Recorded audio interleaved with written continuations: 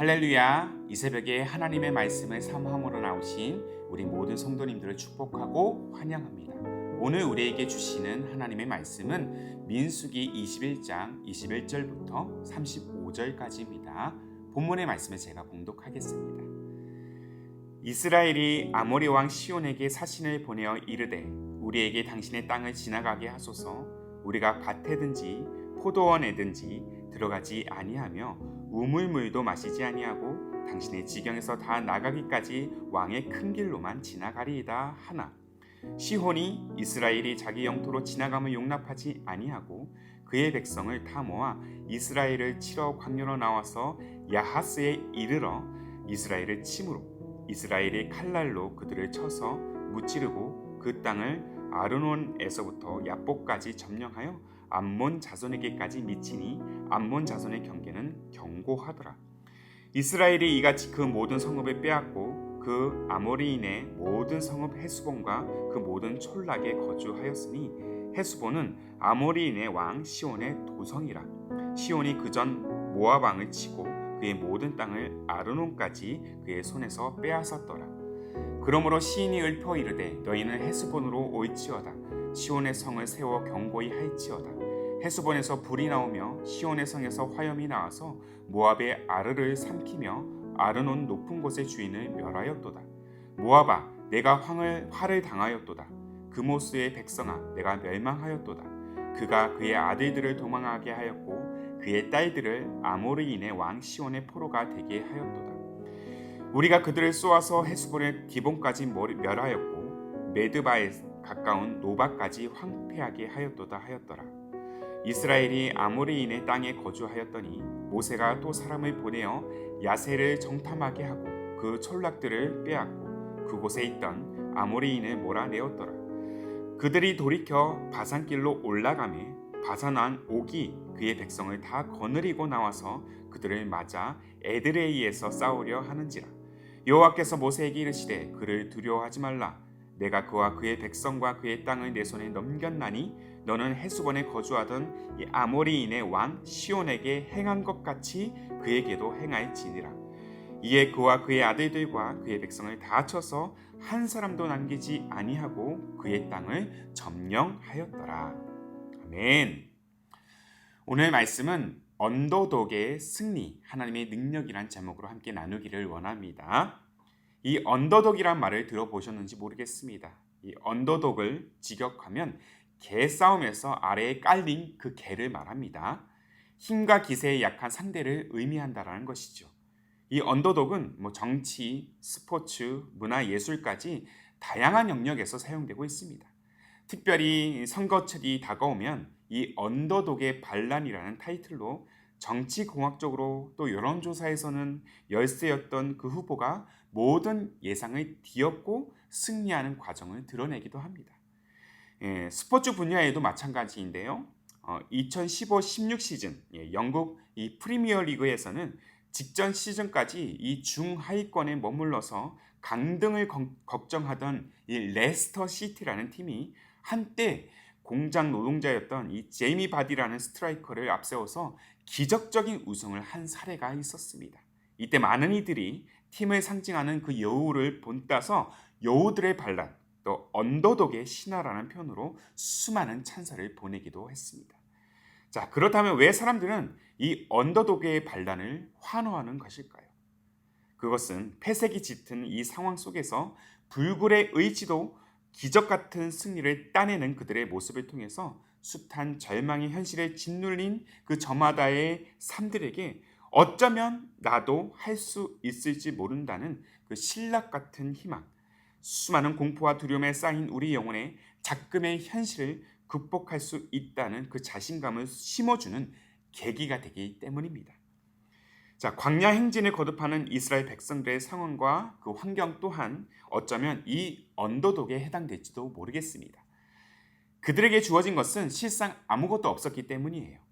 그저 하나님께서 약속하신 땅을 향해 나아가고자 하는 그 믿음밖에 없었다라는 것입니다. 하지만 이 가나안 땅으로 나아가기까지 이 백성들은 여러 관문들을 거쳐야만 했습니다. 바로 길목마다 마주해야 할 이방 민족들인 것이죠.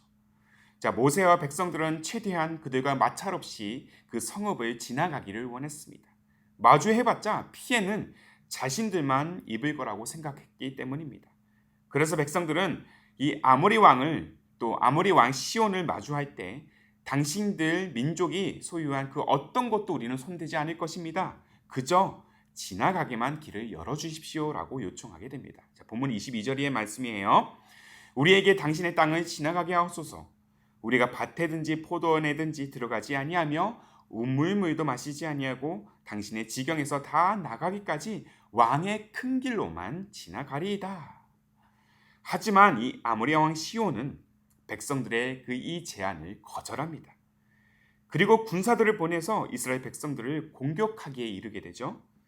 그 땅을 지나가지 않고서는 가나안 입성이 불가능했기 때문에 그 마찰이 불가피했습니다. 그렇게 이스라엘은 아모리 족속과 전쟁을 치르게 됩니다. 그런데 결과는 예상 밖에도 이스라엘의 완벽한 승리였습니다. 시혼의 군대가 약했던 것도 아니었어요. 그들은 일찍이 아주 견고했던 이 모압 왕의 군대와 싸워서 그의 모든 성읍을 점령했던 족속이었습니다.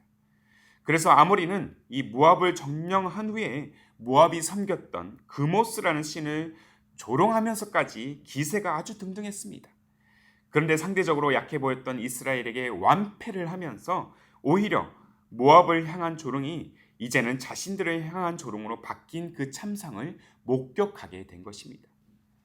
그렇게 예상 밖의 승리를 거둔 이스라엘은 기세를 등에 업고 이제는 바산으로 향합니다. 그런데 이 바산 군대는 아모리 족속보다 규모와 신체 조건이 훨씬 월등했습니다. 자, 신명기 3장 11절에 이 바산 왕에 대한 언급이 나오는데요. 한번 보겠습니다. 자, 르바인 족속의 남은 자는 바산 왕 옥분이었으며 그의 침상은 철 침상이라. 아직도 암몬 족속의 라빠에 있지 아니하냐. 그것을 사람의 보통 규빗으로 재면 그 길이가 9규빗이요 너비가 4규빗이니라. 이 바산 왕 옥은 철로 된 침상을 가지고 있었고요. 이 침대의 길이가 무려 9규빗, 곧 오늘날로 수치로 말하자면 한 4m 정도 됩니다. 또 침대의 너비로 보자면 4규빗, 곧 1.8m 정도 된다고 볼 때 신체적으로 거의 거인의 종족에 가까운 특징을 가지고 있었을 것이라 추측이 됩니다. 쉽게 말해서 이 바산과의 전쟁은 다윗과 골리앗의 싸움과 유사하다고 말할 수 있습니다. 전쟁을 치러야 하지만 상대적으로 왜소하고 강력한 무기조차 없었던 이스라엘 백성들 입장에서는 상당히 버겁고 두려운 상대일 수밖에 없었다라는 것이죠. 하지만 이를 지켜본 하나님께서는 모세를 불러서 이렇게 말씀하십니다. 오늘 본문 34절의 말씀이에요. 여호와께서 모세에게 이르시되 그를 두려워하지 말라. 내가 그와 그의 백성과 그의 땅을 내 손에 넘겼나니 너는 헤스본에 거주하던 아모리인의 왕 시온에게 행한 것 같이 그에게도 행할지니라. 하나님은 백성들에게 바산을 두려워하지 말라고 말씀하십니다. 그리고 우리는 이어지는 다음 문장을 면밀히 주목해야 될 것입니다. 아모리인의 왕 시온에게 행한 것 같이 내가 바산에게도 행할지니라. 아모리인의 왕 시온에게 행한 것 같이 이는 무엇을 의미합니까? 하나님께서는 모든 전쟁 가운데 지금 함께하고 계신다는 사실입니다. 비록 승리할 만한 조건을 하나도 갖추지 못하고 있고 공격과 방어 태세를 갖출 전력과 무기가 없는 언더독의 신세일지라도 감히 승리를 외치며 전장을 향해 당당히 뛰어나갈 수 있는 이유가 있다라면 모든 전쟁 가운데 능력자 하나님께서 지금 함께하고 계시기 때문입니다. 자, 이 사실을 골리앗 앞에 선 다윗이 동일하게 고백하고 있지 않습니까? 사무엘상 17장 46절의 말씀이에요. 다윗이 블레셋 사람에게 이르되 너는 칼과 창과 단창으로 내게 나아오거니와 나는 만군의 여호와의 이름 곧 내가 모욕하는 이스라엘 군대의 하나님의 이름으로 내게 나아가노라. 아멘이십니까?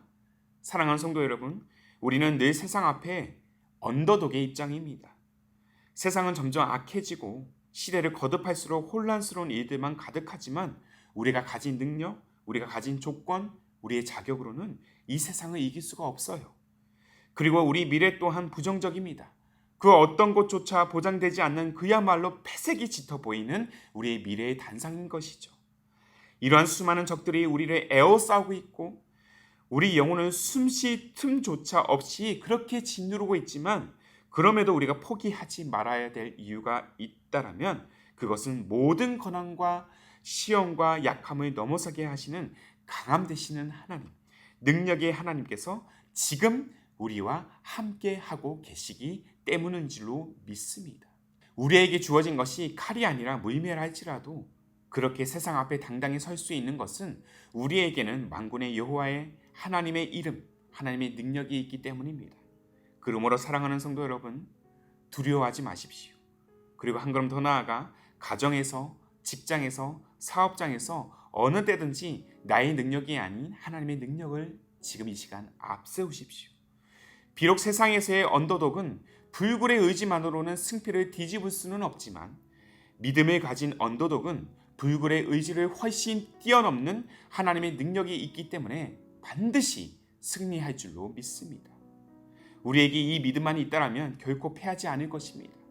이 사실을 우리 마음으로 입술로 함께 오늘 이 시간 선포하면서 승리의 발걸음을 당당히 내디는 우리 모두가 되기를 주님의 이름으로 축복합니다.